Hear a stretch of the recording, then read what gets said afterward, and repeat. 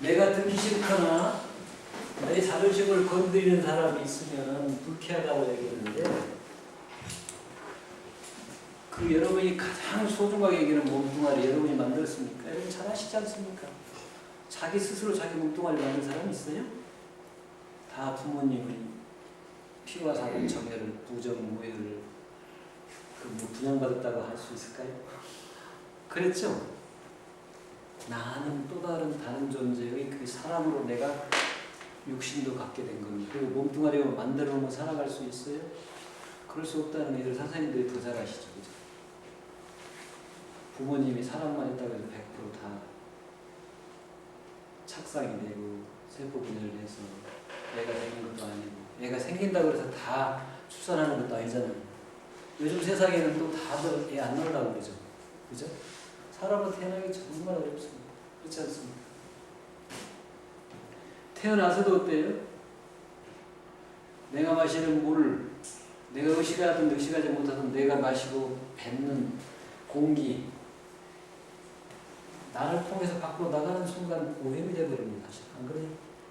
나 밖에 다른 존재들이 그저 15일 지났지만 몇 년 사이에 몇억 그루의 나무가 사라졌다고 그러는데, 이상기온에서 온도가 올라가면서 산불이 점점 많이 난다고 그래요. 그래서 많이 소실됐다고 뉴스로도 한번 보셨을 것 같은데, 그 나무들이 정화시켜주지 않으면 내가 숨 쉴 수 없잖아요.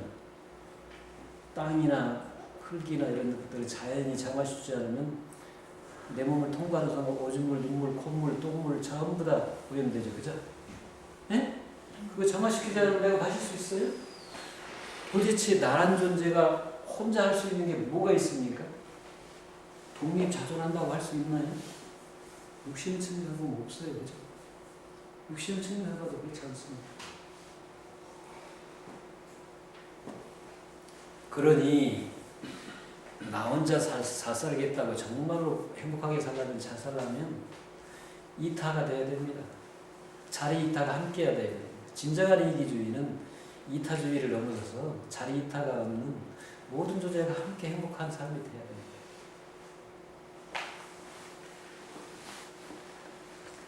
그래서 그런 삶을 좀 살고자 하는 뜻을 세우는 게 중요하다고 생각이 돼요. 사실은 주역에도 그렇게 얘기가 되어 있습니다.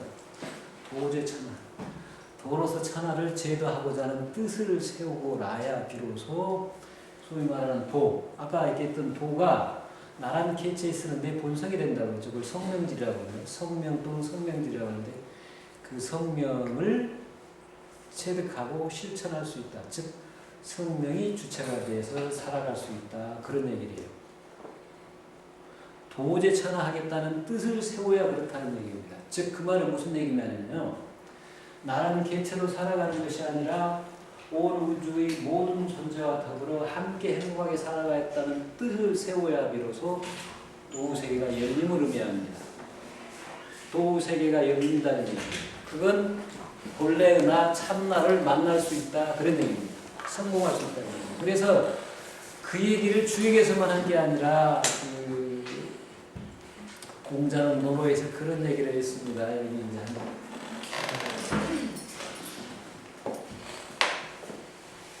이거는 지워도 되죠? 네.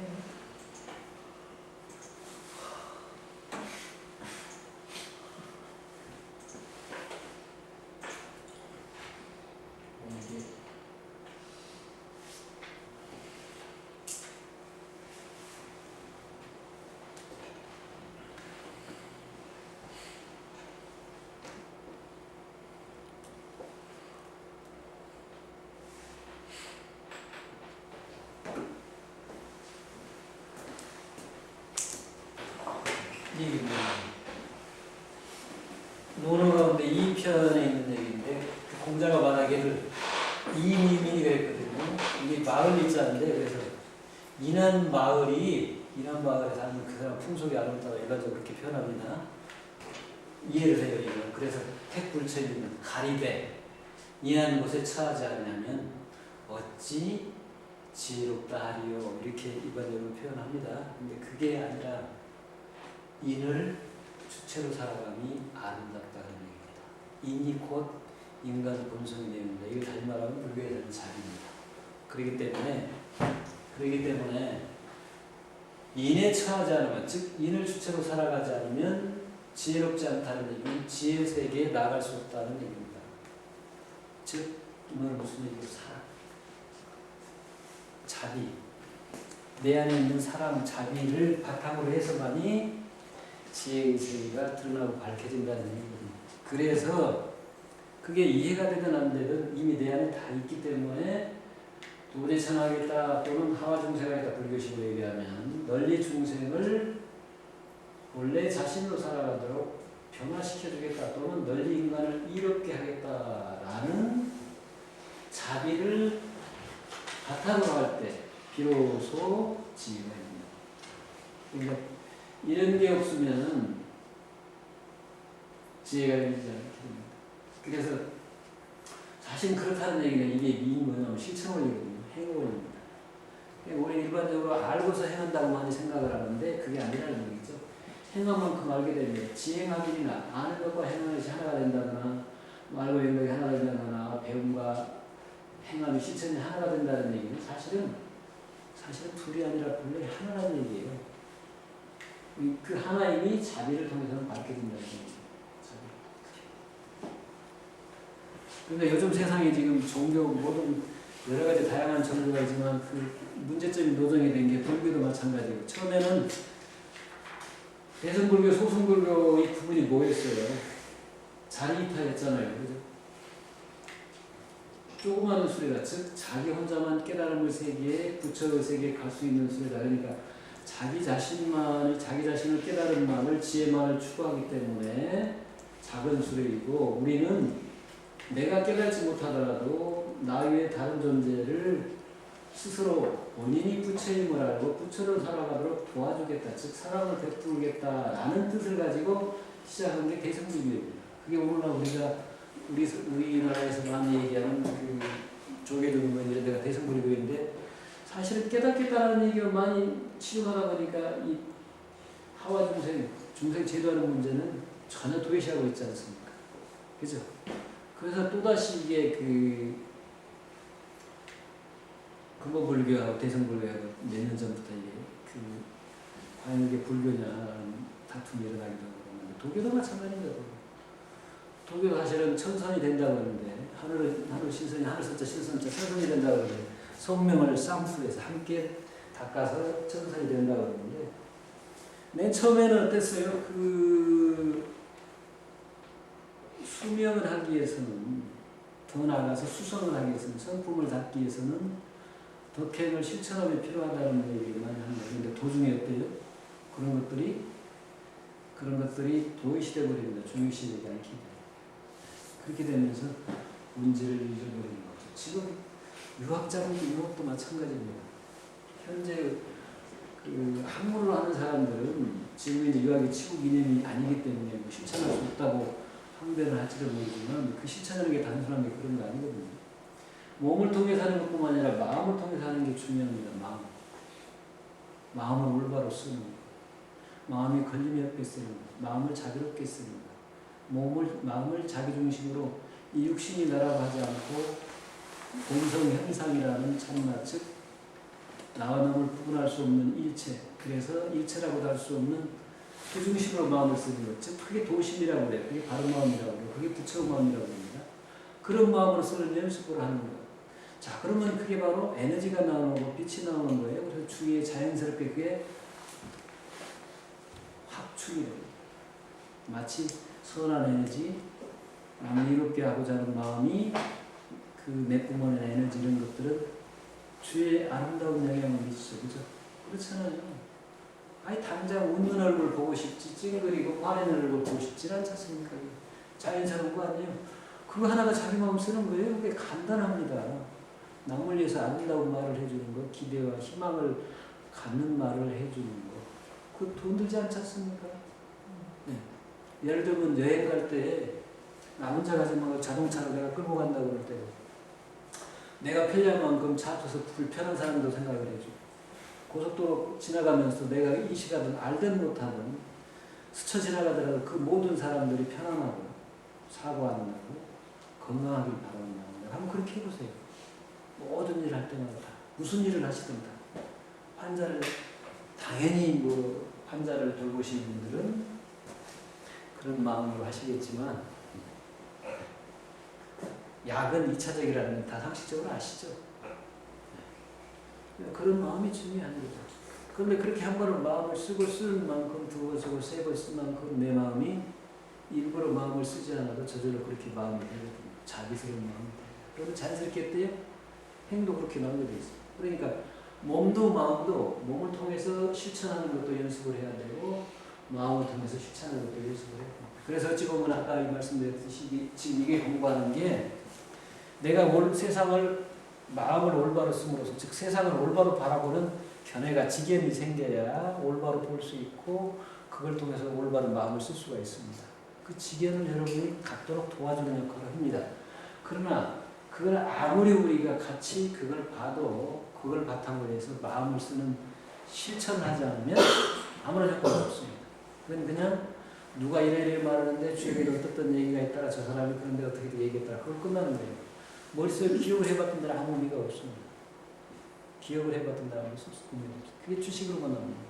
행으로 나오지 않습니다. 마음을 써야 되는 거니까. 지견이 생겼으면 그 지견을 실천해야 됩니다. 그게 실천입니다.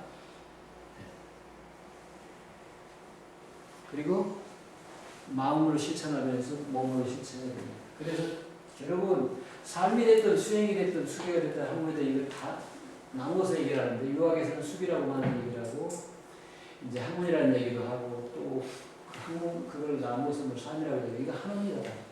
삶 자체가 그대로 학문이고 삶 자체가 수행입니다. 우리는 이거 나누어서 생각을 하니까 그러는데 우리 삶 자체가 몸과 마음 통해서 이루어지는 총체라고 보면 그 몸과 마음을 쓰는 거 용신이나 몸을 쓰는 게 다 삶이고 그것이 그대로 수기라는 얘기입니다. 그게 도구의 세계는 성명 쌍수라는 얘기거든요. 성과 명을 같이 함께 담는다. 그래서 이제 이게 좀 거꾸로 갔습니다만 하여간 여러분들이 이걸 원한다 그러니까 여러분들이 정말로 이런 뜻을 세우고서 이런 삶을 살도록 또 그러기 위해서 여러분 이 자리에 함께 있다고 하는 것입니다. 왜냐하면 이렇기 때문에 이거 하다.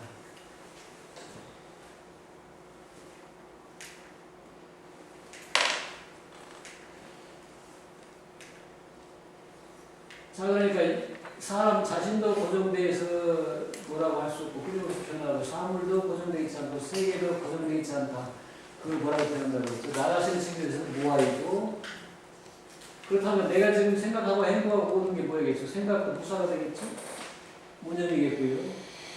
어떤 행동을 해도 본래는 무예요. 그죠? 내가 함이 없는 겁니다. 온 우주와 더불어 일체 하나가 되어서 한 거예요. 그죠? 생각도 그래야 되는데 보통 다 어떻게 생각을 하죠? 내가 생각을 했다, 내가 무슨 행동을 했다, 내가 선을 했다, 내가 악한 일을 했다 그런다는 얘기입니다. 그죠? 그러니까 뭐가 생겨요? 고가 생기죠, 고가 생기죠. 그래서 그런 걸 이제 뭐라고 그러죠? 본래는 그래서 불교에서 이렇게 얘기해요. 법무와 아까 법복이라는 게 세계 자체도 공했다. 라고 할 수 없다. 근데 이게 어떤 것이라고 착각을 해. 남이라는 물건적인 어떤 존재가 있고 그 존재가 나에게 해를 끼쳤다. 어떻게 이렇게 생각을 하는 거죠. 네. 근데 이 공이라고 생각하면 이게 이제 그걸 이렇게 얘기하잖아요. 나라는 내가 실체가 있다고 생각을 하고 모아임에도 불구하고 내가 있다고 생각을 아상이라고 이게 불교 건강에 나오는 얘기입니다. 보겠습니다. 그리고 남이 있다고 생각하는 거죠. 인상입니다. 그래서 나와 남으로 이루어진 우리도 있다고 생각해요. 중생상입니다. 그리고 내와 남이 있기 때문에 물적인 생명이 계속 지속이 된다는 게 오래 사는 거 있다. 오래 사는 것. 소위 말하는 불례정상은 어떤 것이 있다. 수자가 이제 오래 사는 거죠. 는 착각이라는 얘기예요. 착각이에요. 그러니까 이런 착각 속에서 마음을 내면은 전부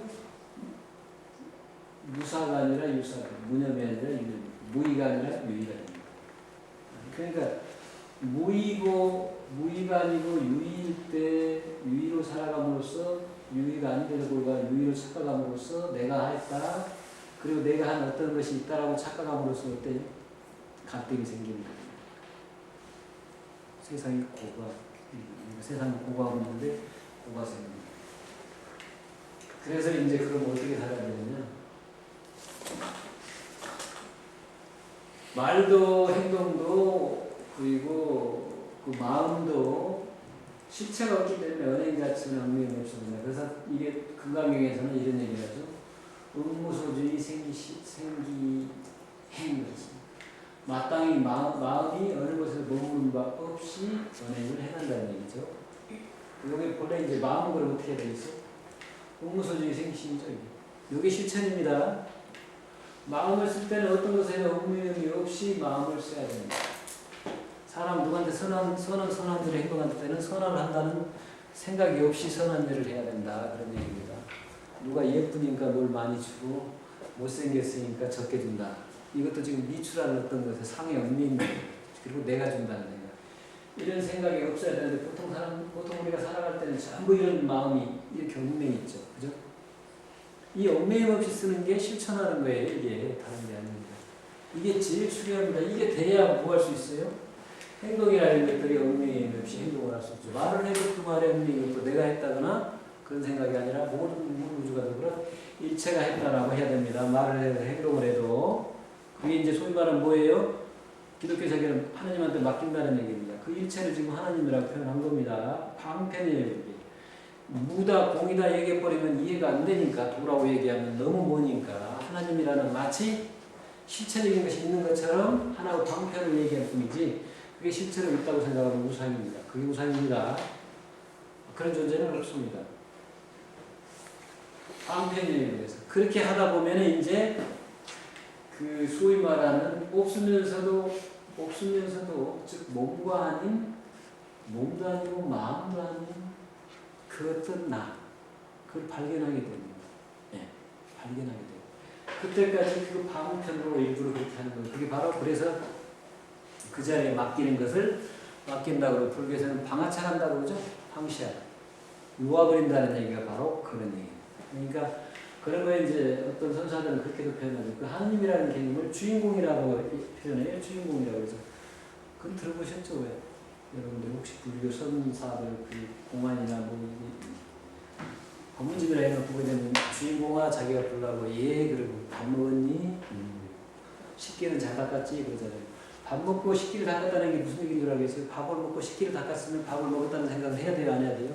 먹었다는 생각을 안 해야 됩니다. 이해가 되세요? 근데 내가 밥을 먹었지 맛있게 먹었지 소화가 되나 안 되나 많이 먹었나 적게 먹었나 그런 겁니다. 이게 비밀이에요. 일상을 살아가면서 무슨 일을 하든 다 그렇게 마음에 얽매인다는 얘기죠. 그게 바로 아까 얘기했거든. 마음이 얽매이는 바 없이 내야 된다.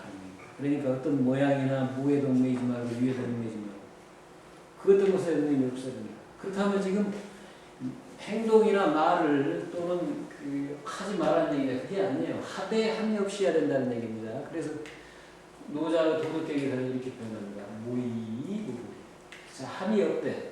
이 차원은 무슨 얘기지? 나란 개체가 있는 것이 아니라 온 우주와 일체입니다. 그래서 일체라고 할 수 있는 그 자리가 중심이 하기 때문에 개체적인 측면에서는 함이 없지만 그러나 이 말년이자는 이퀄이라는 얘기예요. 동시입니다. 이 같은 의미입니다.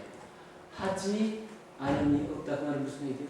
모든 걸 다 한다는 얘기예요. 유의입니다. 유의. 그러니까 밥을 먹으면서도 먹지 않는다. 밥을 먹음이 없이 밥을 먹는다. 이게 무의 자연을 사는 거예요. 함이 없는 스스로 그러한 삶. 그러니까 말과 행동뿐만 아니라 마음 쓰는 것도 어떻게 살아고요? 함이 없이 써야 된다. 좀 이해가 되시나요? 그게 이제 중용에서는 중용이라고 의학에서는 또 중용이라고 부릅니다. 유무 어느 양면에도 생각이 걸림이 없이 자유자재하게 생각하고 행동하고 말합니다. 그러니까 똑같은 말이에요. 도가에서는 무의무물이라고 그랬고 유학에서는 중용이라고 때로는 시중이라고 합니다. 때에 적중한 행동을 한다. 그러니까 말을 해야 될 때 말을 하고 말을 하지 말아야 할 때 말을 하지 않는다. 웃어야 될 때 웃고 울어야 될 때 웃는다. 그런 겁니다. 뭐 그렇다. 이거는 그러면 자유자재라고 그러니까 이 방정과 같은 거다 그렇지 않다는 얘기죠. 방종은 아상에 속박된 상태로 자기 욕망에 끌려가는 겁니다. 그 노예 상태예요. 이것과 사유자재는 이게 구분하셔야 되는데 착각을 해서 아무렇게나 그 막행을 하는 게 자유자재라고 생각하면 큰 거죠. 사실은 차이는 있으니까 행동을 가지고 보면 안 되는 거예요.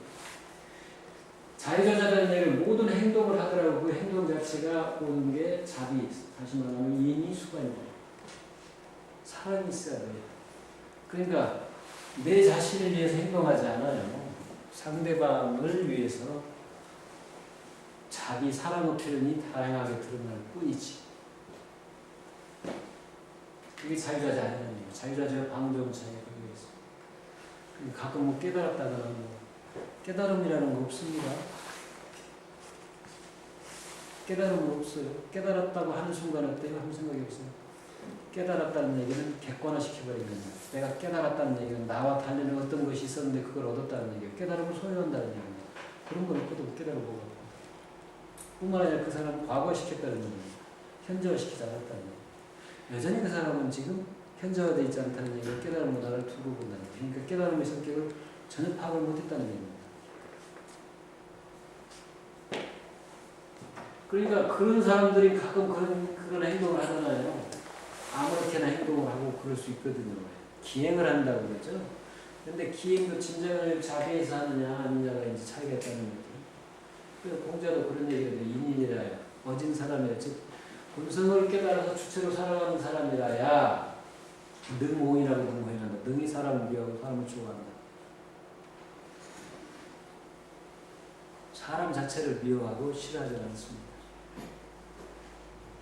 그 사람의 한때 행동, 그릇된 행동이나 좋은 행동에 대해서 그릇된 행동이나 올바른 행동에 대해서 올바른 행동이라기보다 본성이 그대로 드러난 행동은 칭찬해주고 북돋아주고 본성과 어긋난 행동은 그걸 알려줘서 안내해줄 뿐이지 사람 자체를 미워하거나 행 자체를 미워하지 않는다는 거예요. 근데 보통 사람은 그 사람과의 관계를 평가하고 그럴 때 다 호가 어디에 있으면 이타산에 있죠. 아무리 옳은 말을 해도 싫으라고 그러잖아요. 미움, 오히려. 공부에 마음쓰기가 그래서 어려운 거죠.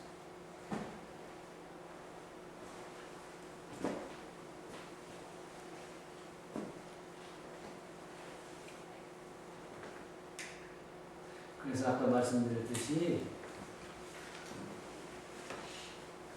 자비가 있어야 된다. 여기가 있네요. 그래서 이제 그 학문을 그러면 주역에서는 어떻게 얘기를 하고 있느냐. 일단은 이렇게 아까 말씀드렸죠. 이름 이야기 돌아 한 번은 음으로 한 번은 양으로 작용하는 것을 일러서 그걸 위해서 도라고 한다고 했습니다. 여기가 지금 보세요. 이름이 있잖아요. 그렇게 말로 표현했을 뿐이라는 얘기예요. 사람이 그런 겁니다. 이런 어떻게 보면 이건 일종의 개념일 뿐이에요. 그걸 가르치는 단어 가르치는 숟가락에 불과하다. 그러니까 도란 어떤 것이 있다고 착각하지 말라는 거죠. 사실 다 그렇습니다. 이 개념 자체 얽매이면 절대로 안 돼요. 글이나 문자에 얽매이면 안 된다. 어쨌든 도를 얘기한다면 뭐라고 그랬죠? 그게 이루어진 것이 성품이다 그랬습니다. 그러니까 이게 사실 표현을 했지만 전체적인 총체적인 측면에서 보면은 뭐 역도다 도다 이렇게 얘기하고 또는 그게 그 있는 것 같기도 없는 것 같아서 있다 없다라고 표현할 수 없기 때문에 즉 음과 양으로 구분해서 표현할 수 있기 때문에 이걸 뭐라고 표현하냐면 도 자체를 또 신이라고 표현해요. 귀신 신자예요. 동양에서 신이라는 개념은 그렇습니다. 대상적인 개념이 절대로 아닙니다. 그래서 이제 신이라고 표현하는데 이것들이 개체적인 측면에서는 바로 이 본성이다. 만물의 본질인 것이 인간에서는 본성품이라고 얘기해요. 그러니까 인간에서는 인간은 성품이고 불교에서는 이걸 불성이라고 얘기합니다. 그래서 그 불성을 이제 인성을 다시 나누니까 아까 얘기했듯이 인과 지라고 얘기를 하는 거죠. 그래서 이제 이게 근본적으로 본래 이렇기 때문에 본래의 나를 찾아서 본래의 나를 나로서 살아가는 연습을 하는 것. 끊임없이 연습을 하는 게 바로 삶이고 학문이고 수행이라고 그렇게 얘기할 수 있습니다. 그러니까 내가 없던 것을 도를 찾거나 깨닫는 것이냐 또는 나에게 없는 부족한 것을 완전하는 게 아니라는 얘기죠. 사실 따져보면 그러니까 본래는 삶 자체가 도 자체가 아닌데 그걸 우리가 인식하지 못했기 때문에 그걸 다른 사람들이 땡겨줌으로써입니다. 그래서 이런 얘기를 했죠. 화수와 도덕이 이해라고 했거든요. 이게 입지 얘기입니다. 입지. 도를 아까 변화도를 천도지도라고 하는데 천도지도를 합하면 도덕이잖아요. 그죠? 인간 입장에서 보면 나를 때려 보면 도덕이거든요. 도덕에 화성하겠다. 도덕을 주체로 살아가면서 의에 따라서 다스리겠다. 의롭게 살아가겠다. 라는 뜻을 세우고서 이치를 공부하고 성품을 다하면서 명예에 이르는 것이다. 이렇게 얘기했습니다. 그러니까 요거를 이제 사실 반복인데요. 이게. 입지라고 보고 공리, 진성, 진영 이렇게 이해하는 게 있습니다. 그러니까 이게 지금 이렇게 보면은 우리가 뜻을 세우고 이치를 열심히 연구를 해서 내 성품을 알고 그럼으로써 내가 지금 이 우주 속에서 해야 될 일을 즉 도대천하의 일을 느끼고 도대천하면서 살아간다라고 볼 수 있습니다. 그죠? 아까 얘기했잖아요. 이렇게 이런 측면, 여구 측면. 그러나 문제 측면에서는 우리 사실은 본래 그라움을 믿고 그 자리에 맡기면서 기다리면서 행한다. 그러니까 이 안면이 이치다. 이렇게 볼 수 있어요. 다시 한 번 더 그 얘기를 할까요? 언젠가 지난 그 말씀을 드리면서 우리가 세상을 볼 때 이제 두 가지 관점으로 볼 수 있다는 얘기를 했죠. 두 방향으로 형상과 형용을 나누고 성품, 도, 신의 관점에서 만물을 보는 경우하고 거꾸로 만물로부터 그 본질을 찾아서 올라가는 도와 하느님과 만나는 경우로 비유를 한다고 볼 수 있죠. 이렇게 이게 이제 이걸 순이라고 그래요. 그러니까 하느님 부처 자체 모든 존재가 불성을 갖고 있기 때문에 모든 존재가 부처라는 관점에서 보는 존재인데 이것이 순이라고 그러고 거꾸로 그런 거 내가 나는 부처가 아니고 중생이기 때문에 또 유갈 세계는 소인이기 때문에 참나를 찾아서 내 주체를 확립함으로써 참나로서 살아가고자 수기하고 수용하고 하는 관점이 그 찾아가는 관점이죠. 여기라고 그러는 거예요. 근데 이게 수행이나 수기는 삶은 여기지만 사실은 본래는 순이 바탕이 돼 있는 거예요. 영만 생각은 많은데 이제 이게 이걸 한마디로 표현하면 이렇게 표현할 수 있다는 얘기거든요. 우리가 어떤 열매를 수확을 하기 위해서 그 하나의 열매를 땅에 실어서 심는데 그리고 심어서 가꾸면 싹이 나고 꽃이 피고 열매를 맺게 되는데 우리는 일반적으로 씨를 땅에 심어서 싹이 나고 그것이 자라서 꽃이 피고 열매 맺는 과정을 중심으로 보게 됩니다. 그죠? 이게 지금 육안으로 보는 거예요. 시간의 흐름에 따라서 육안으로 보는 겁니다. 시공하는 게 안에서 보는 거예요. 그게 육안을 중심으로 보는 겁니다. 이해가 되시죠? 그 비유한 겁니다. 자, 그렇게 본다면 꽃도 열매가 아니고 내가 원하는 열매가 아니고 싹도 열매가 아니고 그렇죠. 분별이 되죠. 그죠? 열매와 꽃과 싹, 줄기, 가지는 분별이 됩니다. 그래서 내가 원하는 완전한 것은 열매일 뿐이지 나머지는 열매가 아니라는 생각을 하게 돼요. 그렇죠? 우리가 일상적으로 그렇게 봅니다. 근데 뒤집어 보면요. 씨는 본래 어떻습니까? 나타난 열매입니다. 열매가 씨로서 심어진 거예요. 그죠? 이건 반대 방향이죠. 이런 방향이 아니라 반대 방향입니다. 그래서 그 열매가 씨로서 나타나고 열매가 싹으로 나타나고 열매가 꽃으로 나타나기 때문에 본질적인 측면에서 보면 씨나 싹이나 꽃이나 열매나 질적으로 변화가 없습니다. 그죠? 요게 이제 순이라고 하는 거예요. 그러니까 한문하는 것도 본래는 내 불성, 인성이 바탕이 되어 있어 살아가기 때문에 수용하는 그 모든 것들이 내가 부족해서나 불완전해서 한 것이 아니라 내 완전함을 내가 본래 부처임을 찾은 게 아니라 확인하고 행하면서 살아가는 거예요. 이해가 되시죠? 그러니까 여러 관점에서 보면은 열매만을 죽으라고 생각을 하게 되면 싹이나 이 꽃이 가치를 내리는 게 평가시킬 수가 있지만 사실은 이 순을 바탕으로 한 여러 관점에서 본다면 당연히 씨도 싹도 꽃도 열매도 다 아름답죠. 그렇지만 씨를 심는 과정이 없으면은 많은 열매를 따서 많은 사람이 함께 먹을 수가 없죠. 당연히 씨를 심고 가꾸는 역할을 해야 됩니다. 그러니까 아까 씨도 나타난 열매요, 꽃도 나타난 열매라는 관점은 무의 관점입니다. 이런 생각을 가지고 모든 일을 행할 때 함이 없이 하는 것인데 대신에 씨가 심어져서 싹이 뜨고 꽃이 피는 건 이건 유의적인 관점입니다. 그러니까 이게 둘이 아니고 하나입니다, 본래. 그래서 우리는 보통 이런 관점만을 보는데 사실은 이게 하나다. 일체라는 얘기입니다. 그래서 아까 얘기했듯이 그 양면을 같이 보면 어쩌다고요? 무의무분이에요.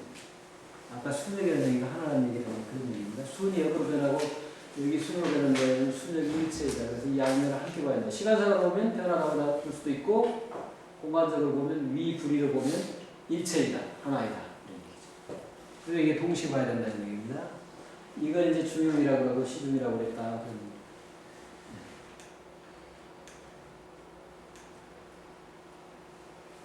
그렇게 보면 이제 결론을 이렇게 된 거죠. 책을 보고자 하는 것이 아니라 책 속에 도가 있는 것이 아니라는 얘기입니다. 책 속에 도가 있는 것이 아니다. 책 속에 도가 있지 않죠? 책으로 인해서 도를 내가 체험하고 경험하는 것 뿐이죠.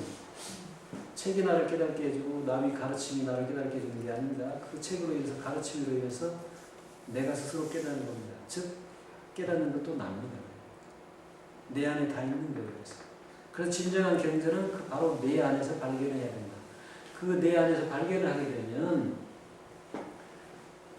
24시간 항상 어디를 가나 그 하나와 절대 벗어날 수 없음을 알게 돼요. 이 자리에서 언제나 함께할 뿐만 아니라 누구를 만나든 무슨 행동을 하든 언제나 나와 함께하고 있다. 그 주인공과 함께하고 있다는 하느님과 함께하고 있다. 기독교식을 표현하면 교회만 있는 것이 아니라 하느님은 무소부재이기 때문에 어디서나 만납니다. 나와 한시도 떨어진 적이 없습니다. 한시도 떨어진 적이 없습니다. 내가 무엇을 하고 항상 함께합니다.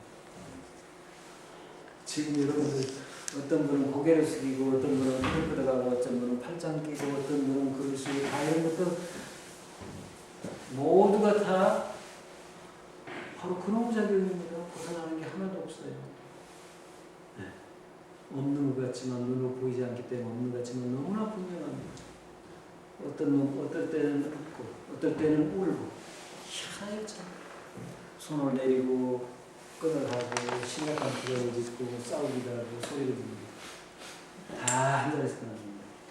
그래서 만법은 기입이다. 모든 게 하나로 돌아간다는 거죠. 바로 그 일본의 경이 바로 뭐겠어요? 이게 비유입니다.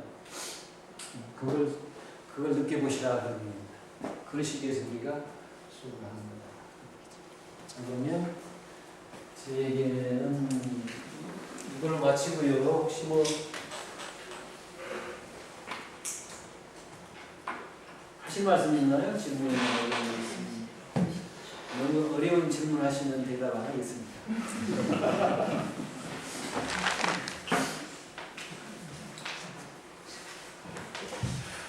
이 교수님 말씀을 들으니까요, 참 동양학에서 천지와 자연과 나와 사이 관계에 대해서 조금씩 느껴질만 한데요. 혹시 또 참고할 만한 책들을 소개해 주시면은 또 여기 오기 전에 미리 읽어서 교수님 말씀 더 잘 이해할 수 있게 도움이 되지 않을까 추천할 만한 것도 있습니까? 예,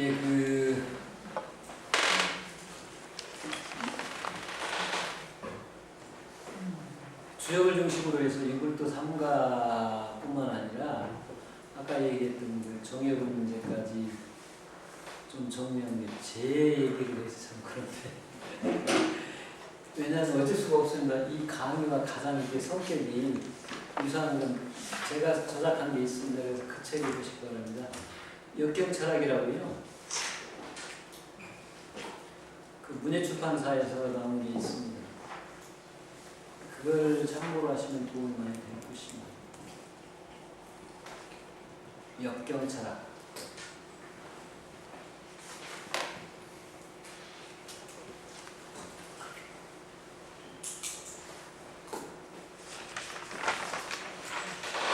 질문 있습니다. 예.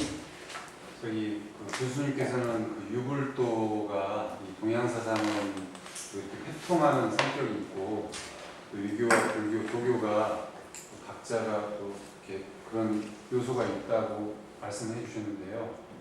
혹시 그러한 그 유불도를 관통해서 흐르는 그런 진리의 맥이 혹시 기독교 성경까지도 같이 좀 연결되는 부분은 없습니까? 없다고 생각하십니까?